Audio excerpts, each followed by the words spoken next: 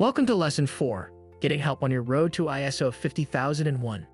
Now that you understand your organization's drivers, have identified your desired endpoint, and have seen some of the different roads organizations can take in pursuit of ISO 50001, it's time to consider what resources you will use and what tools are available to help you along the way.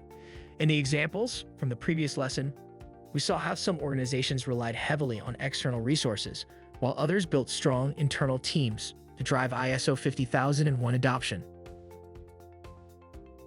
Educating and involving internal team members in your energy management system is critical to ongoing success.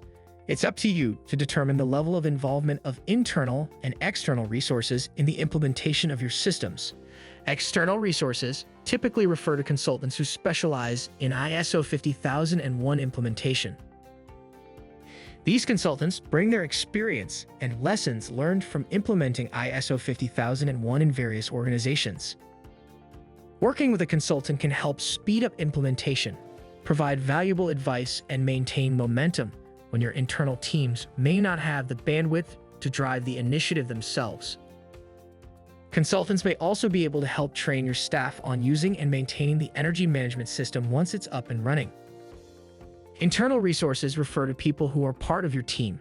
If they are going to drive the bulk of your implementation efforts, you will want people with some knowledge of ISO 50001. If you don't have anyone on your team with experience implementing an ISO 50001 compliant NMIS, you may want to consider training existing staff or hiring someone with relevant experience to support these efforts.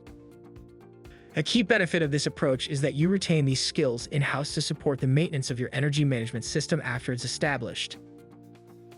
Regardless of the mix of internal staff or external consultants involved in implementation, there are a number of useful tools available to help you along the way.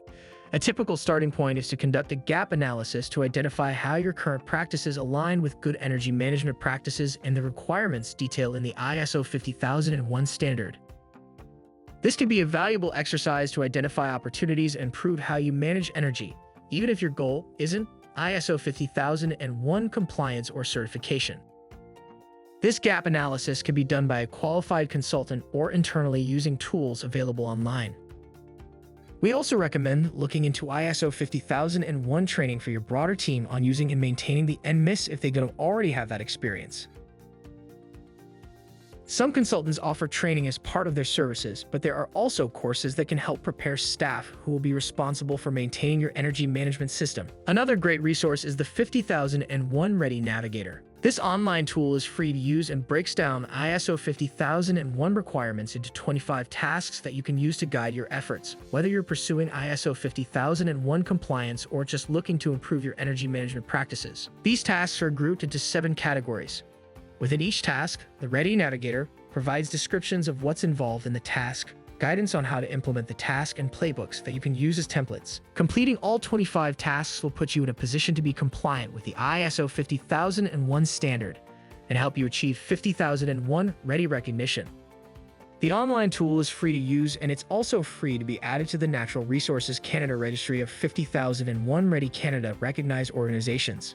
Finally, Savo Energy offers programs, coaching, guidance, tools, and incentives to help you regardless of which road you're taking. Information about these resources is provided in the fact sheet that accompanies this lesson, as are links to the other resources mentioned. You'll be able to chart a path toward implementing an ISO 50001 system that makes sense for your organization.